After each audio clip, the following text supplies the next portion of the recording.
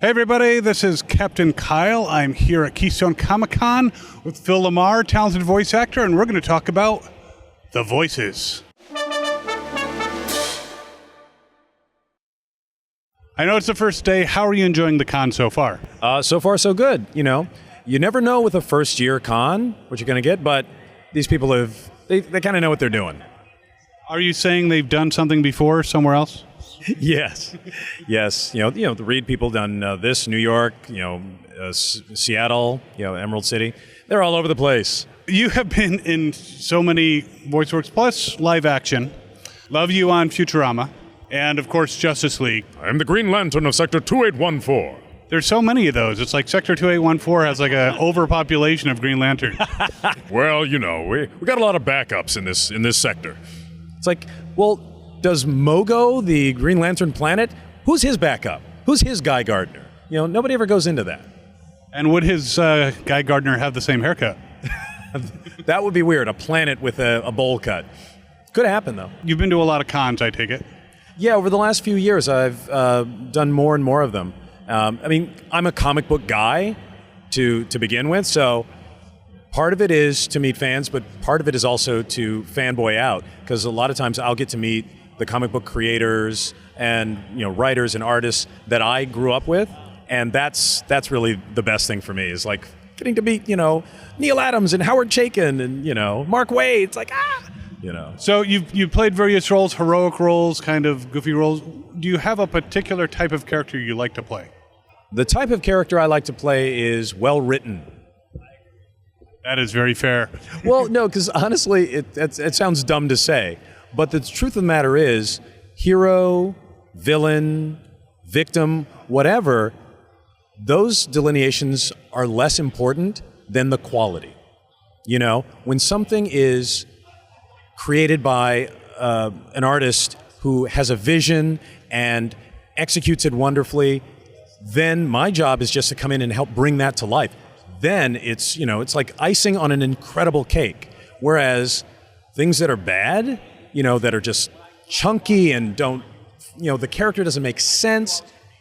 Hero, villain, it doesn't matter. It's slogging concrete. It's hard work just to try to make it listenable, So honestly, comedy, drama, hero, villain, none of that matters to me as much as, is it good?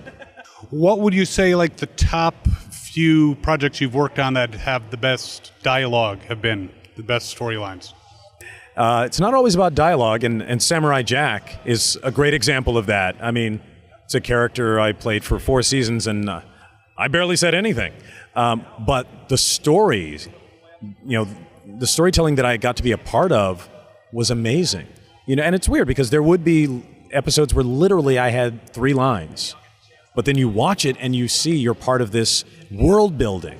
And that I will take over, 90 pages of junk, But then there's, shows where, like Justice League, where I got to be on a galactic trial for murder, got to be caught in a love triangle, between Hawkgirl and Vixen. Come on, to get paid to do that? If you had to choose Hawkgirl or Vixen. Nope. Good answer. So as a comic book fan, what comic book titles that you enjoy the most? Wow, that's tough because, there's nostalgia, there's your historical titles, like I'm a Batman guy from way back, Spider-Man. These are, the characters that are deep in my, nostalgia DNA. But then there's great books, that I've read over the years. Frank Miller's Dark Knight, Mark Waid's Kingdom Come, Chaykin's American Flag, that are just, seminal for me as a reader, as a, creator, just like, wow, these are people telling amazing stories. How can I even start to approach that in my work? And then there's the stuff that, I'm enjoying now. Wicked and Divine, Saga, Lazarus, which is just incredible. I mean, you want to talk world building, what Greg Rucka's doing on that, as well as Ed Brubaker's Kill or Be Killed, which is, again, very, very different kind of story, but again, so good. So switching gears, back to the con scene. Since you are a comic book guy, if you were going to dress as a character, as you see many people here well, a few people today are dressed as different things. Who would you really want to cosplay? Ooh, see, that's a tough one because doing a sketch comedy show has kind of ruined me for cosplay.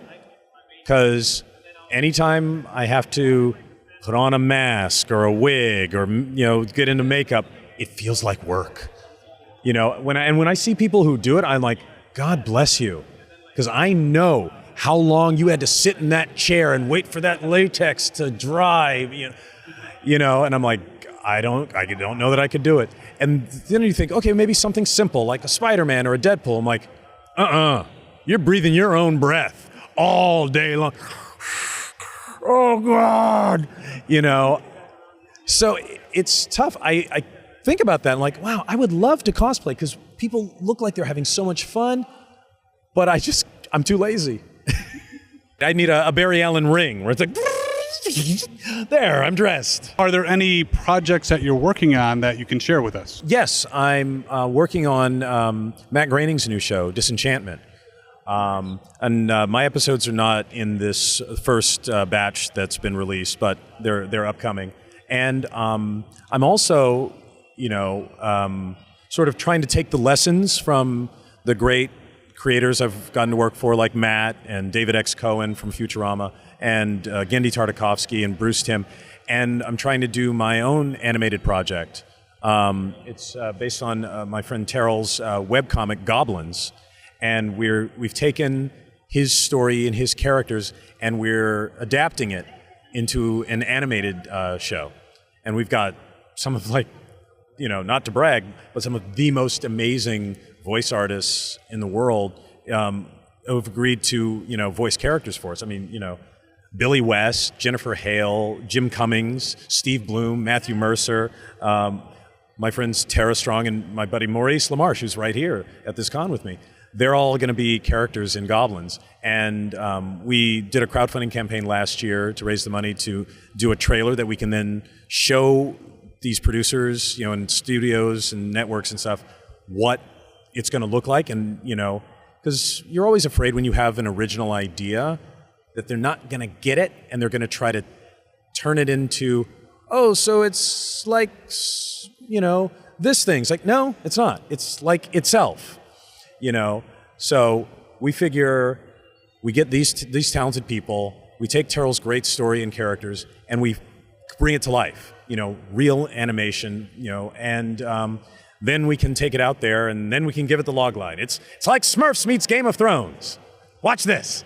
And hopefully someone will help us finance it to a full series, That sounds very cool. Is there somewhere people can go to see more information about it, or are you still doing any type of funding, anything way that people can support it? Well, the best place to go for information is goblinsanimated.com. And we've got we did a rough animatic, just a few minutes of the footage with the characters, just so people could hear, Billy West as Min-Max, and we've also still actually, thankfully, the folks at Indiegogo have allowed us to continue the campaign in an in-demand phase, so we can still accept some donations if people take a look at it on the website and feel so inclined to help us, because every little bit helps. Animation is so expensive. It's crazy because we live in this world where you can now shoot a movie on your phone, and it's, and like the cost for, on-camera live action stuff has dropped so much in the entry level. Animation still is just as hard and just as expensive as it was in the 80s, because you still have to create 24 images per second somehow. That hasn't changed, because we can't just do, South Park style animation when you have Jim Cummings and Jennifer Hale acting. It's like, no, the animation has to match the level of talent in the performance. So that we kind of, in some ways, screwed ourselves. Like, we've got to spend more money. We've got to make this great because they're so insanely amazing. It sounds like a very cool project. Where can people follow you on social media to find out what's happening with you and other things that you have going on?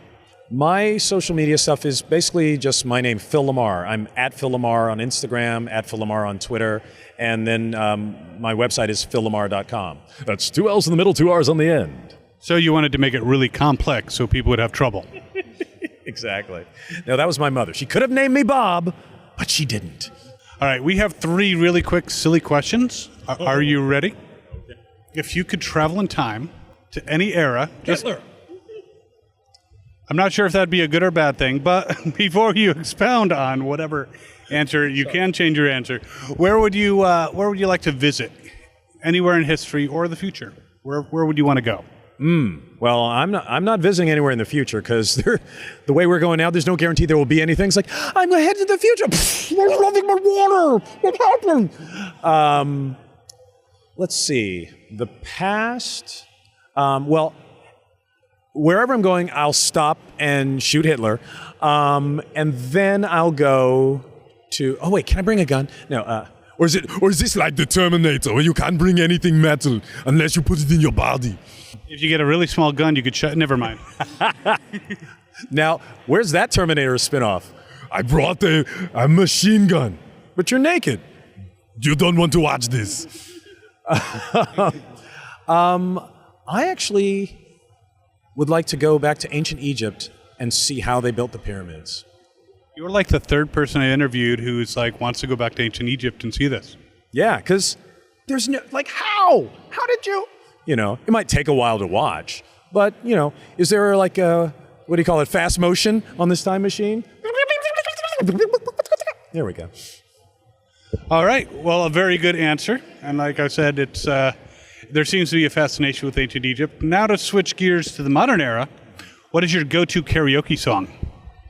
Well, it's funny because throughout my career I've done a lot of different voices, and I've also done some impressions. You know, MADtv did a lot of impressions.